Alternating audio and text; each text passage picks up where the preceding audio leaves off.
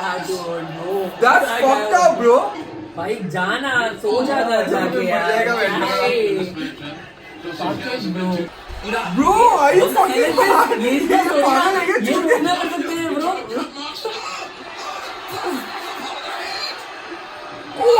हाथों से. Oh shit! Fuck! That's fucked! Fuck! Go man. That's fucked up, bro! What the fuck? On glass, bro. Oh shit! What is this? Barbed wire spider web. Oh, the knee blocked. He blocked it. Oh my God.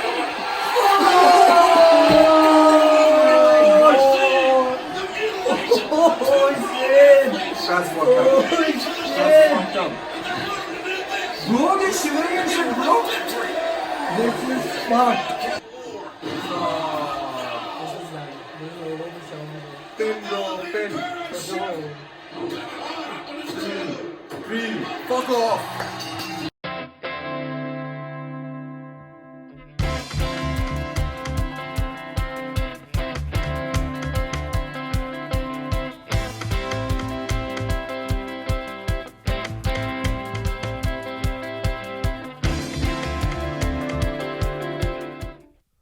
Welcome, ladies and gentlemen, to another episode of Last Man Standing. And as you saw, AEW's Full Gear was off the hook. The action was unprecedented. It all started with the buy-in, with Dr. Britt Baker defeating Bea Priestley and getting that all-important victory for her in the women's division. And then we moved on to the pay-per-view itself. It kicked off with Proud and Powerful, Santana and Ortiz taking on the Young Bucks. And this was a very personal rivalry. And Proud and Powerful, Santana and Ortiz got the victory and defeated the Young Bucks, Matt and Nick Jackson, making it Inner Circle 1, the Elite 0. That's right, and Adam Hangman Page faced Pac and defeated him in a hard-fought match, and he gave that important victory to the Elite. Moving on to the next match, Shawn Spears defeated Joey Janela, a personal favorite of mine. Unfortunately, he lost, but what can you do? Yeah, and moving on to the first title match of the evening, we saw SCU defending their tag titles against the Lucha Brothers and Private Party. And this was a triple threat tag team match. And I was hoping for the Lucha Brothers to win because I'm a big fan of theirs. But unfortunately, SCU retained. So props to them, hoping that the Lucha Brothers get the win next time. Moving on to the next title match, it was the women's title on the line where Riho defended it against Emi Sakura, who has been her teacher and mentor for the longest time, guys. And this was an emotional match, but it didn't phase Riho because she defeated Sakura and retained the AEW Women's Championship.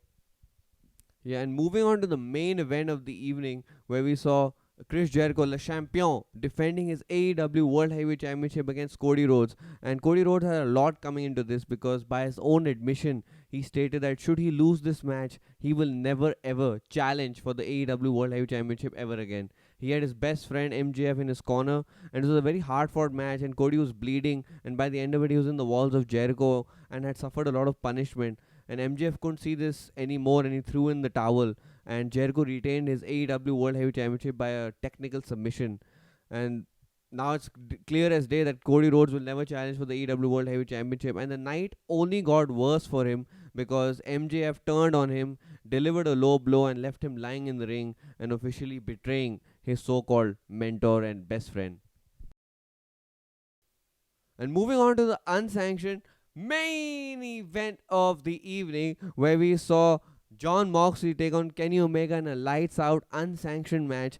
And this is one of those times where these two athletes redefine what a hardcore match is. For people who love watching extreme wrestling, like hardcore wrestling, these guys pushed the boundaries. I mean, they had glass, steel chairs, barbed wires, a table full of mouse traps even appeared, and then a table full of barbed wires appeared. I mean, these guys were putting their bodies through hell.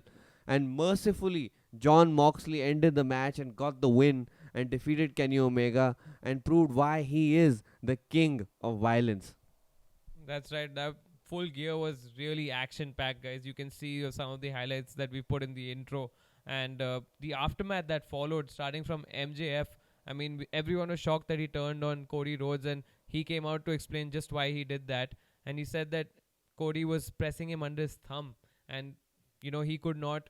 MJF could not be the face of AEW if it continued that way, and the only way to do that was to betray Cody Rhodes.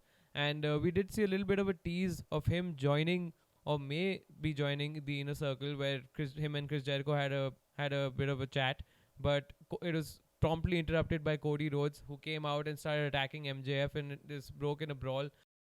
And that's when we saw the entrance of Waldo, who came to the aid of MJF, and they both took out Cody again, opened his stitches and stuff. It was gruesome. And this is the start of a form of an alliance, actually, between MJF and Waldo. And they'll be carrying it forward. And going ahead with MJF's storyline, he was a part of a 20-man battle royal to determine the first ever AEW's Diamond Dozen Ring holder. And, him and Adam Hangman Page again were the last men standing. And they both were going up against each other in a singles match to determine who would win that ring. And as always, MJF, flying on a high right now, wants to prove a point, became the first ever AEW Diamond Dozen Ring holder, making history. Yes, and things were very busy for Le Champion, Chris Jericho, because he had eloquently stated that he and Sammy Guevara were undefeated as a tag team and demanded a tag team title match against SCU for the tag titles, which Tony Khan granted him. But things didn't go as smoothly as he wanted, because Scorpio Sky pinned Chris Jericho to retain the tag team titles for SCU, and thereby giving Chris Jericho his first ever loss in an AEW ring. And this was a big blemish on his record, and Chris Jericho was embarrassed. So he subsequently agreed to put his AEW World Heavyweight Championship on the line against Scorpio Sky. And this was a great way to build young talent, because if you have a young and up and coming talent named Scorpio Sky, who's basically a nobody for the mainstream audience, and you put him in the ring against Chris Jericho, you're obviously going to get his stock higher. So I completely admire what AEW is doing to build new stars. But before any of this could ever happen, this happened. You may not think I have a chance, but maybe I've been waiting 15 plus years for an opportunity just like this.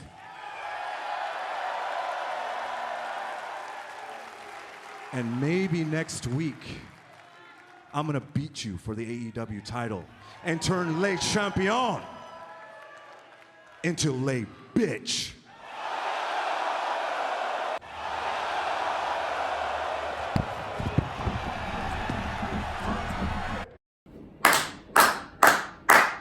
But Chris Jericho's experience was way too much for Scorpio Sky, as he put him in the walls of Jericho, and Scorpio Sky submitted, and Chris Jericho retained his AEW World Heavyweight Championship. But things didn't get easier for Chris Jericho, because after that we heard the in-ring music of Jon Moxley, and he looks like he's trying to become the next number one contender to try and take that title away from Chris Jericho.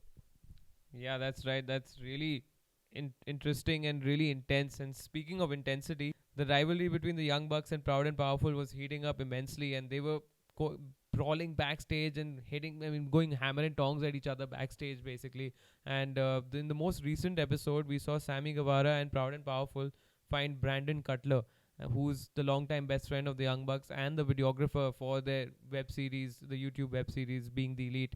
And they completely decimated him, took him out, and stole his camera, and said that they would be taking over Being the Elite, the web series show of the Young Bucks, and making it Being the Inner Circle.